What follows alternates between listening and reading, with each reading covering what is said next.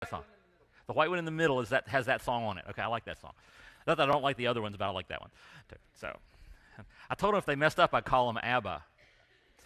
And they didn't get the joke because they don't know who that is. But no.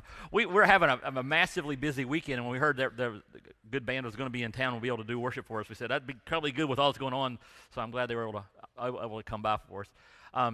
Just a reminder, Barry already mentioned we had trunk or treat yesterday. I want to thank to Jim King and all the men and all the people who worked so hard to get that done.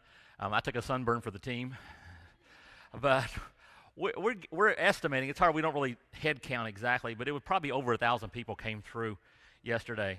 So that's pretty good. And then of course tonight is our Seek First to Understand. It's one of our. I think it's one of the things that's going to help us define ourselves even better and more clearly as a church. It's about community transformation and not just being here, but we want to make a difference. And so I'm looking forward to that and hope you're planning to come. I think it's going to be cool. But anyway, that's some of the stuff that's going on. If you want to, go ahead and turn in your Bible or turn on your Bible to Psalm 57. Psalm 57. If you are we've got a lot of people who aren't as familiar with the Bible as others. And if you've got a Bible and you're trying to find Psalms is the easiest book in the Bible to find. It is the longest book in the Bible, and it's in the exact middle. So if you just guess the middle and go like that, you're in Psalms. So then it's just a matter of doing the math, whether to go up or down to get to the right one. So we're in Psalm 57.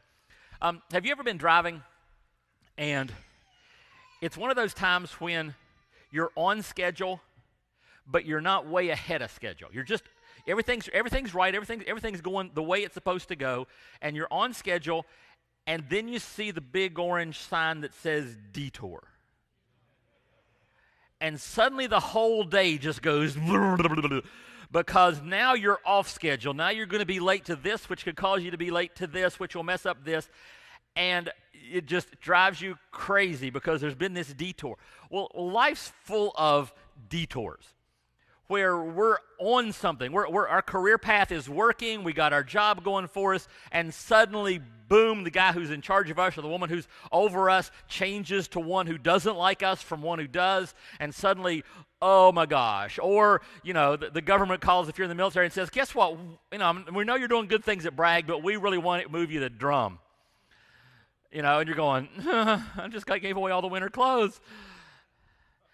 Or, just all these things can happen, and or kids. And you got all this stuff going on, and suddenly there's a detour. And what happens to your attitude when you hit a detour? Something changes in your business, something changes in your life, and you hit a detour, and suddenly, whereas you had it figured, you now don't have it figured, and life's not going the direction you want it to go. What kind of attitude? Our attitude starts shifting, right? We get mad. Anybody ever get mad because you hit a life detour? Or you get discouraged? Ah, man. You do the whole thing.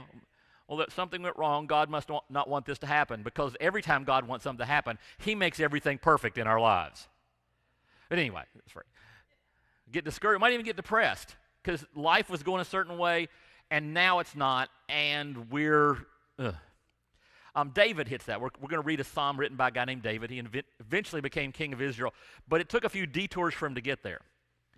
And one of the biggest ones, he was moving up the ladder, being very successful as a soldier, and suddenly he fell out of favor with the king, and the next thing you know, he is literally running from the king and his army, and David is hiding in caves. It was a significant detour, and the psalm we're reading is written either during a time when he was in a cave, running from that in this middle of this detour, or in reflection of it. And it's Psalm 57. We're going to read the first part of it, starting in verse 1. Have mercy on me, O God, have mercy. I look to you for protection. I will hide beneath the shadow of your wings until the danger passes by. I cry out to God Most High, to God who will fulfill His purpose for me. He will send help from heaven to rescue me, disgracing those who hound me. My God will send forth His unfailing love and His faithfulness. And now, David switches, and you might relate to this. Because you're in the detour, you're in the place you don't want to be, and there's two different places that you look. One is you look at what's around you, what's going wrong, and second, then you start going, oh, but God's got it. So here's this. He starts out, he says in verse 4, I am surrounded by fierce lions who greedily devour human prey, whose teeth pierce like spears and arrows, and whose tongues cut like swords. Ah! Then he looks in the cave. Be exalted, O God, above the highest heavens. May your glory shine over all the earth. Then verse 6, my enemies have set a trap for me. I'm weary from distress. They've dug a deep pit for my path. And back into the cave. But they themselves have fallen into it. My heart is confident in you, O God. My heart is confident. Now, here's something you got to understand. Circumstances do not create or shape your attitude. Your attitude is the choice you make in response to your circumstances. Does that make sense? And you saw that with David. He looks out, he sees all the bad things, suddenly he's got an attitude. He comes back and he looks at God, and suddenly he's got a different attitude. You choose the attitude that you have in situations. Now, I know sometimes it's so overwhelming that it feels like there's no way out of this, but you have, to a great extent, the ability to choose your attitude. And we're going to talk through how David gets to having a good attitude, a positive attitude, in the middle of a very negative detour in his life, okay? And we'll start with this one. This one point. It's two phrases, and we'll talk about both phrases. The first point is this: acknowledge your pain, but submit to God's peace. Now, we have to start with acknowledge God's pain, because a lot of times Christians seem to think that the way you're supposed to deal with things going wrong is to pretend that they didn't. I was ministering at a different church years ago, and a woman's father died. And it was like she was getting paid for how much she smiled in the middle of it. And she just went around trying to prove to everybody that even though she loved her father, he was in a better place, and she was completely happy for him, and she was smiling all the time, and she was pushing really, and I wanted to slap her. First, because anybody who smiles all the time I want to slap, because there's something wrong there. Okay, you know that. And second, because she wasn't helping herself. If you go around pretending that there is nothing wrong, if you go around singing a happy tune all the time, denying that there is the reality to the pain that you're feeling, you're not helping yourself. David in verse 6 had said this: my enemies have set a trap for me. I am weary from distress. Have you ever been in one of those situations where life's not doing what you want it to do and you're weary from distress? I mean, it's one thing to go on a little detour. It's one thing. They put a detour sign up near our house. They're fixing a bridge real near our house. And it's like they brought in some engineers from, Cuba. And they said, could you find the hardest way to get around this bridge? What is the longest, most convoluted, least effective way to get around this bridge? And that's the detour they set up. And if you ever actually go to near that bridge, it's going to send you through Raleigh. And bring you. Nobody who lives in the area goes on the detour, because we all go, wait a second, if you take this road, you're where you want to go. I don't know what's wrong with these people. But you're on the detour, and you got to understand, detours kind of stink. And you got to admit that, acknowledge it. I don't like this detour, God, and I'm on a long one, and I'm tired of it. I'm weary from distress. But what he says is, it's not about denial, it's about determination. And what you're determined to do is not to fix it, but to trust God. That's why I said submit to God's peace. Because if you're like me, I don't like to submit to God's peace. I like to fix it. Anybody else do that? As soon as something goes wrong, I go into fix-it mode. I remember it was one of the darkest times of my life. I was between positions. I'd had a church was talking to me about being their lead pastor. Everything was going great. It was wonderful. I'd turned off my contact with all the other churches I was talking to about other positions because I wanted to be the lead pastor at this church, and everything was great. And at 11:30 at night, they called me and said, yeah, it's not going to work out. And I literally was under the dining room table in the fetal position. I am not making that up. At 11:30, midnight, I am under the table in the fetal position. At 2:30 in the morning, I was on my computer reestablishing all the connections I had with every church I'd been talking to. I was looking up every church that needed anybody to do anything, and I was sending emails like crazy because I was going to deal with this by being busy.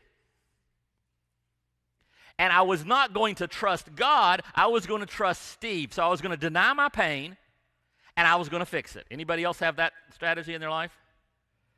As soon as something goes wrong, I don't go, God, I thank you that you're in control and this is going to work out. I go, okay, God, I got this. Don't worry. Now here's the thing in. What God says he's going to send, he doesn't say he's going to send what you think. That's what it says in verse 3. He says he will send help from heaven to rescue me, disgracing those who hound me. My God will send forth his unfailing love and faithfulness. Okay. We're allowed to be honest with the Bible, right? If I'm surrounded by a hostile army, what do I want God to send? A bigger army. Right? That's what I want. I want God to come in and take the problem away. I want him to eradicate the problem. God, it's time to fix this. Zap him, big army, let's go, God. And he says he's going to send what? Love and faithfulness. I don't need that. I need a strategy. I need a plan. I need some more soldiers. I need lots of stuff, but love and faithfulness are not on my list of things that I need. That's why I said we have to submit to God's peace. Because our tendency, at least mine, is instead of submitting to God's peace, instead of choosing to have the attitude that God's in control and he's going to take care of this, and instead of that, I submit to my personality, which is the type A fix-it personality. But, see, it's said in James 1, everybody's least favorite verse in the entire Bible. It says, consider it pure joy, my brothers and sisters, whenever you face trials of many kinds. When you're stuck in the cave and the enemy is out around the cave, consider it pure joy because you know the testing of your faith produces perseverance. Let perseverance finish its work so you may be mature and complete, not lacking anything.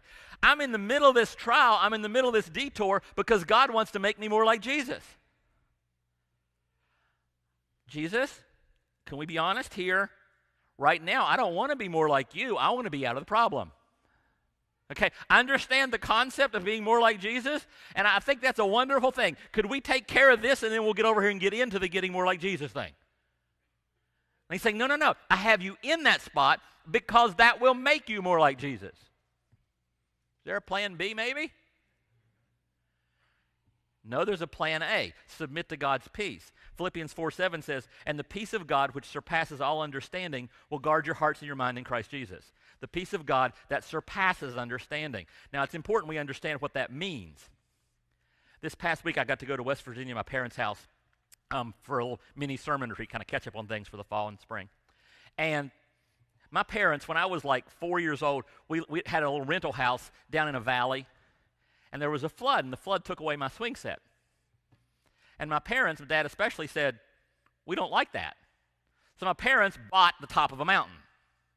You know, just bought a farm on top of a mountain. So we don't have to worry about flooding anymore.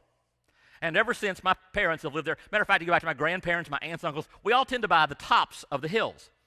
One thing, that means when flooding comes, we rarely have to worry about it that much. The second thing is the views can be pretty amazing. My parents, if some of you have seen it on Facebook, I took a picture just from my parents' porch because there's like 3 hills you can see that are slightly taller than the one you're on.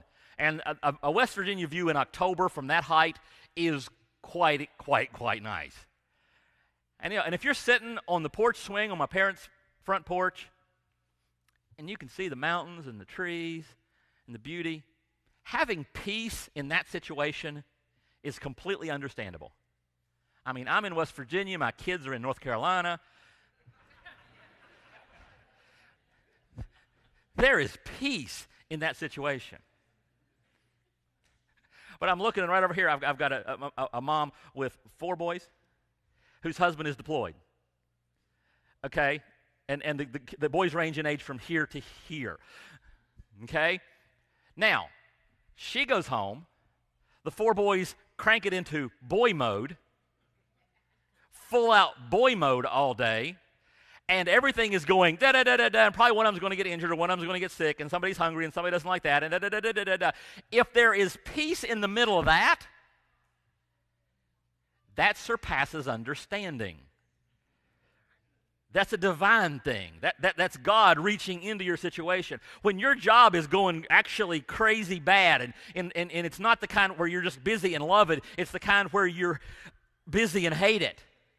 And you're stressed and everything's out of control. If you get peace in that, that's a peace that surpasses understanding.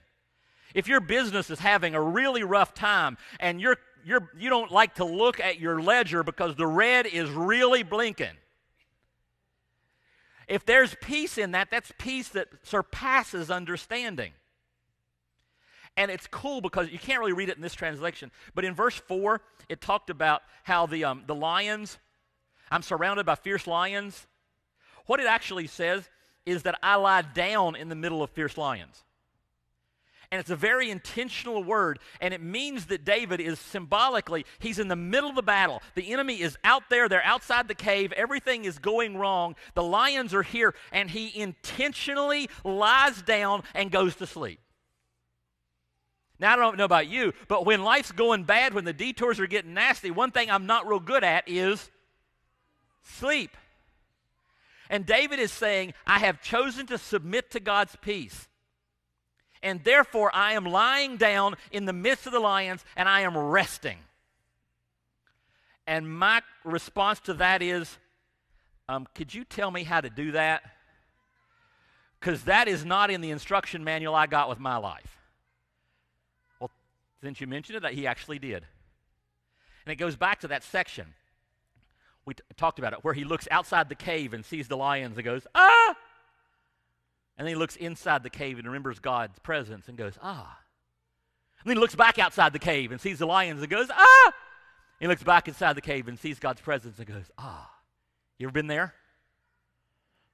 Where your mind, you're just going ADD? Okay? Now, here's the thing. Admit your problems. Don't deny that there are problems out there, but focus on God's protection. Okay? David, as he's getting ready to go to the cave, he's talking to his best friend Jonathan. And he says to Jonathan, there's but a step between me and death. I am this close to done. You ever been there?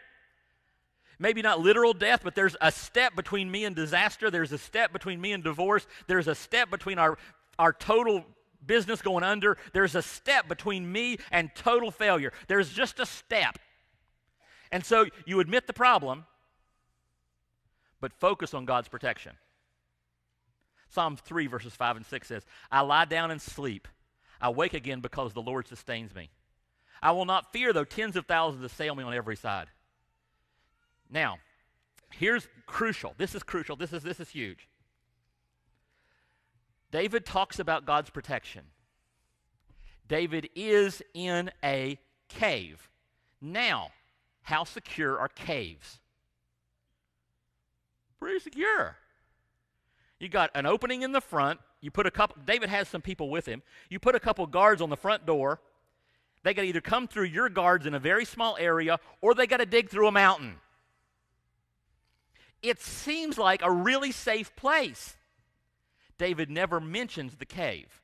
He only mentions God's protection. See, what I have a tendency to do, we've already kind of alluded to it, is when I get in trouble, when things are going bad, when I'm in a detour, I like to build a cave.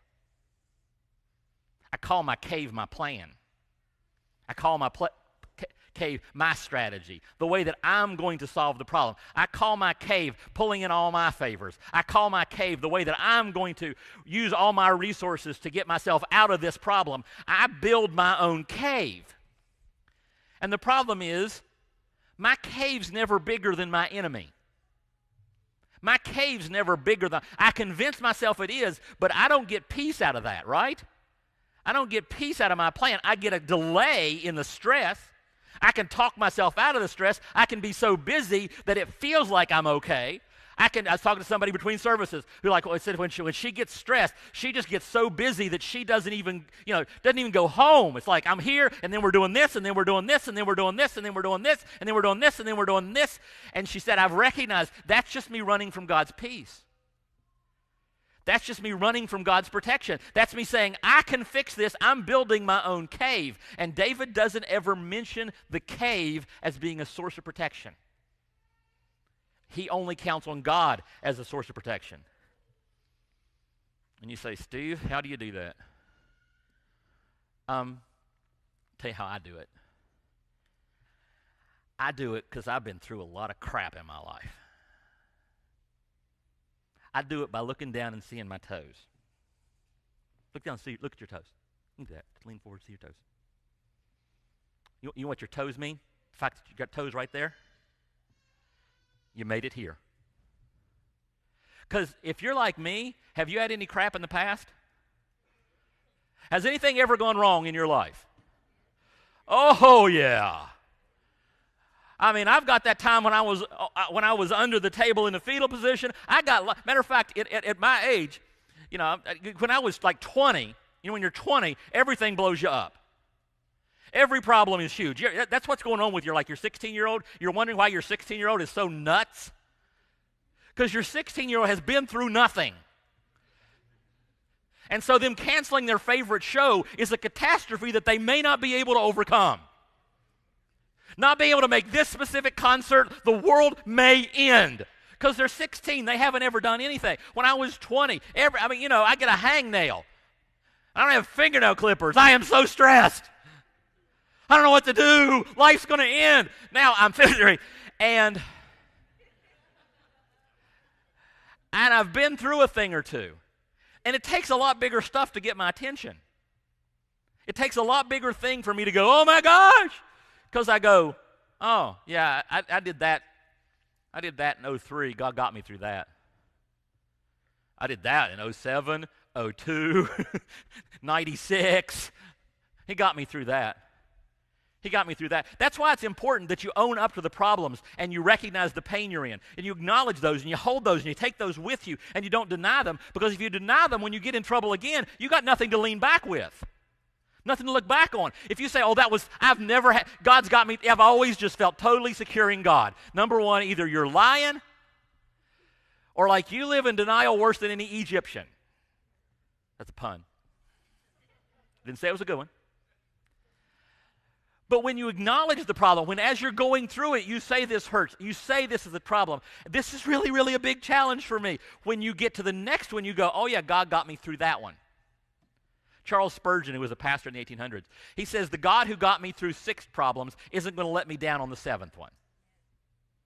And when you get up around double digits and stuff God's gotten you through, it's a whole lot easier to say, well, He's got it. We're good. Okay? And now, the next thing you might say, though, is,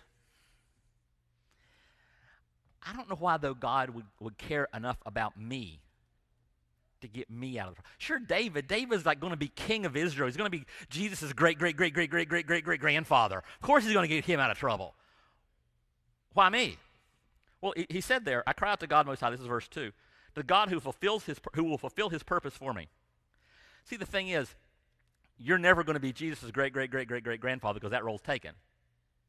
But you are part of God's plan. So you can recognize your failings, but still remember God's plan. Because God's got this thing about the earth that He is going to restore creation. He is going to do it. And then God had, you're not supposed to say this, but sometimes God does really smart things because He's really, really smart. But sometimes God does things that make me scratch my head and go, I'm not sure if He's as bright as we're giving Him credit for. Like, for instance, if I've got an entire creation to restore, if I'm going to fix every screw-up the human race has ever made, you know who I'm not drafting on my team to accomplish the task? Humans. We have a track record. We screw stuff up. You put us in a garden, we'll eat from the wrong tree. Do a flood, get it started over, give us like an hour and a half. We'll screw it up. We can mess up anything. My dad had a saying, old farm saying, that you can put a pig in a clean pen. Doesn't mean the pig or the pen are going to stay clean. Or you can put a human in just about any situation and we'll screw it up. And then God's got this whole thing that he's going to restore his whole creation. He's going to bring people to himself. He's going to do all this stuff. And he says, I'm going to put humans in charge of it. I'm going, have you thought this through at all? Because I've seen what we do. God says, no, trust me. You want me to be part of the plan. Have you seen me? Are you paying attention, God? Yeah, I want these people to be part of my plan to restore creation. And not just one or two, I want all of them. I want every one of you to be part of my plan to restore creation. Which means that God has a vested interest in getting me out of there. So God's going to help me. He's going to do that. Matter of fact, there's a cool thing that he says. It says in verse 3, he will send help from heaven to rescue me. Which it reminds me of the Lord's Prayer. Remember how the Lord's Prayer starts? Our Father in heaven. Which art in heaven. Our Father in heaven. Do you know that's kind of important? Because I can get stuck in you get stuck in your circumstances? I have a tendency, I've noticed in myself and I've noticed in others too, that when something goes wrong, I focus on that one problem like this. You ever do that? There is nothing in the world except this one little problem.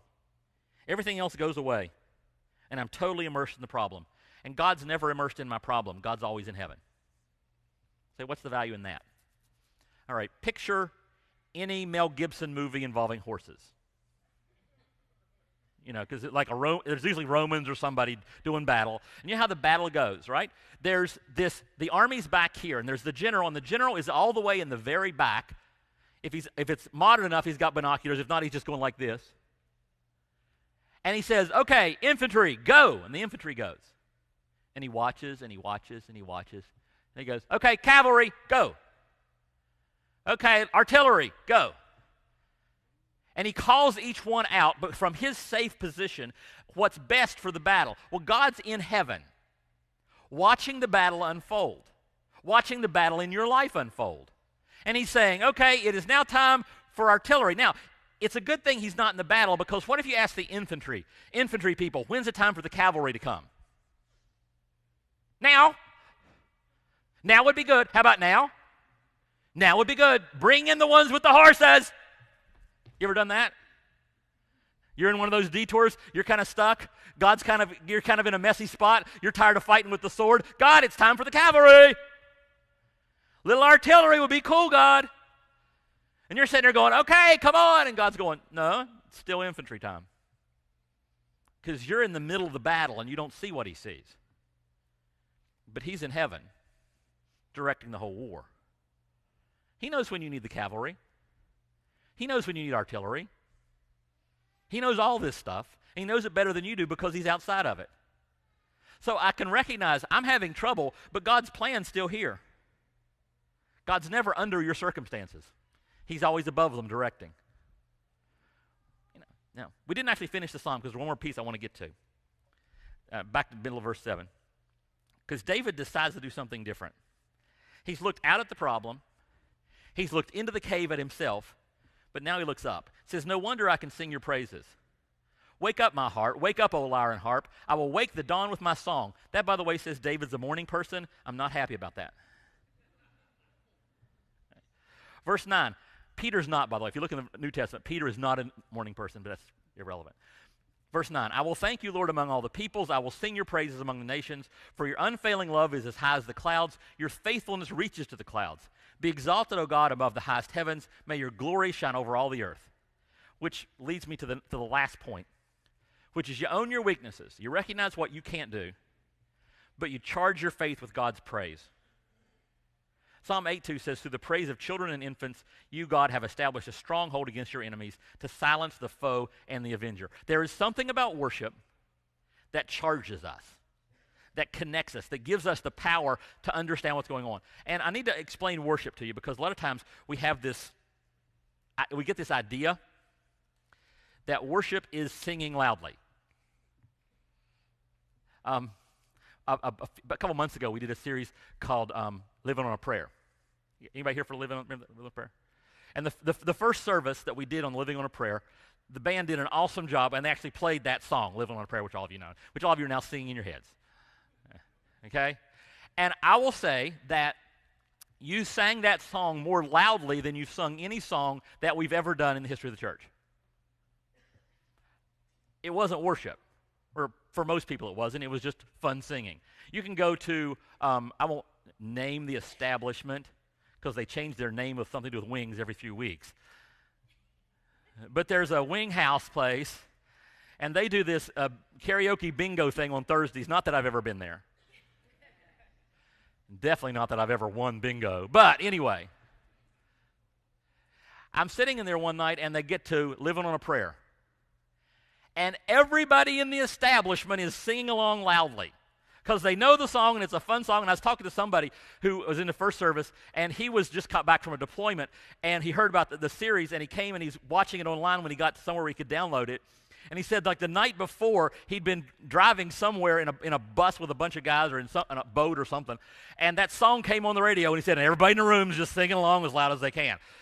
Singing along loudly is good and can be worship, but it's not the only way to worship, and it's not exclusively worship. If you're singing along to perform or to impress somebody or whatever, that's not worship. Worship is connecting to God. Worship is putting everything away and focusing yourself totally on God. And singing is one way that we do that.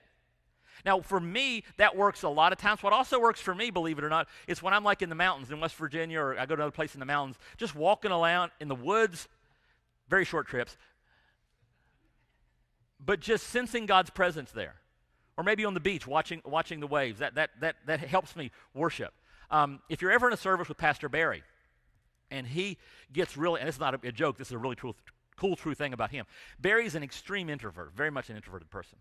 And so he has to, when he's up in front, he's pushing to be in front of people. And when we do a song and it really moves him, it's really moving him, you'll see him stop singing and bow his head.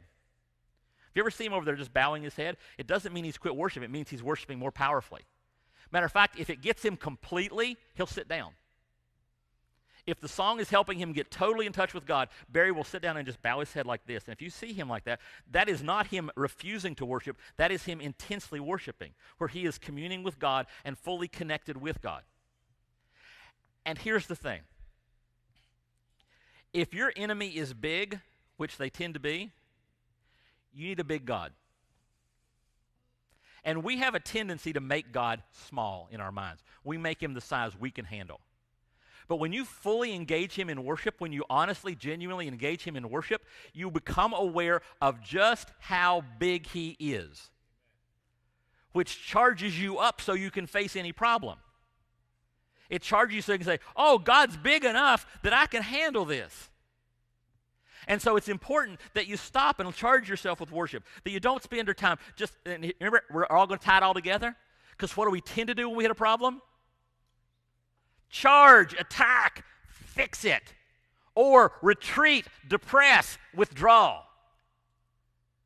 No, I lie down in the presence of the lions, and I worship. I remind myself who God is. I go back through the stories and I tell myself how God's taken care of me in the past. David, one of the ways he knew he'd get through it, when David was getting ready to face Goliath. And the guy said, you can't kill a giant. What's going on? Okay.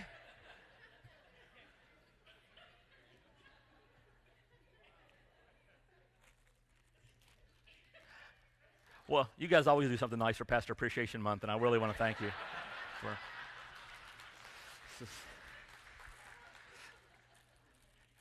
that thing's been up there since the play, and it finally decided to come visit me. There's another one over there. It's like, is there a bird in here? I just lost everybody to a balloon. Okay. See, I've been through stuff. The first time a balloon's attacked me during a service. That's cool. I was talking about David. You want to finish that one? Yeah, go finish that one? Okay, just in case. So, David, he's confronted with Goliath. He's got a big problem. This is before he goes into the cave. And David goes, I can handle Goliath. And the king says, no, you can't. And David goes, I got a really big God. And the king goes, well, so do I. And he goes, oh, David goes, but I got history. You got history? You fought a giant? No, I never fought a giant. But there was this lion once. And the lion's a lot bigger than me. Because I'm just a teenager. I'm not real strong. I can't take a lion. And this lion came at me, and I took my sling, and I took a rock, and I took his butt out. And then another time a bear came at me, and I took my sling, and I took my rock, and I took him out. God kind of guides it. God controls it. God's got it. I could take out a lion. I can take out a bear. It's the same sling. It's the same kind of rock. I can take out a giant because I've got God with me. And so here I am. I'm in the middle of the detour. I'm in the middle of everything going wrong. I got all the kids. I got the business problem. I got all the things that are coming at me. I got all this junk coming at me. And I go back and I go, I have a choice. I'm in the cave. And I can build my own cave, and I can rely on it, and I can stay stressed out all the time. I can look out at the enemy, and I can freak out. I can look at my books. I can look at the kids. I can look at whatever it is that's causing me stress. I can focus on that. I can put my mind on that, and I can stay stressed all the time. I can stay uncomfortable because I'm relying on my cave. Or I can look at the God who's gotten me to here, and I can submit to his peace. And that's the hardest thing to do, and it's the most important thing to do. And it could be that you're going through your life, and you've been trying to do something to make yourself feel like you're good enough. Good enough for God, good enough for others. And you're stressed out because you don't have a relationship with God. And you've been trying to fix it yourself. You've got a plan to do enough good things to where God will be happy with you. You've got a plan. You've got a strategy. You've got a bad idea. Because the only way to get to God is by submitting to God. To acknowledge that what Jesus Christ did for you on the cross. And if you're ready to talk to somebody about that first step in submission, if you grab a blue bag, we have some over here, some in both the back corners. If you grab a blue bag, somebody who's been trained is going to come up to you, and they'll take about 10 minutes. They'll walk through the contents of the bag and tell you how to have a relationship with Christ. If you already have the relationship with Christ, every first Wednesday we do baptism. That's coming up in a couple weeks. Just let us know. It's a way of announcing you're a follower of Christ. So if you want to do that, just let us know. We'll get you involved in the next baptism. It could be, as we were talking about stress, you just might have remembered one in your life. You might have remembered the detour you're currently in, just maybe. If you'd like to pray about that detour, pray about turning that over to Christ, we've got a cross over there, and it's just a place where you can go and pray. If you want to pray with somebody, we've got some people over there. I'd be glad to pray with you. If you just approach them and say, would you pray with me? If you want to pray by yourself, that's perfectly fine. If you want to remind yourself of all that Christ did for you, we've got a communion station, one in the front, one in the back, a place you can just remember what God did in the past so you can trust him in the present. Okay?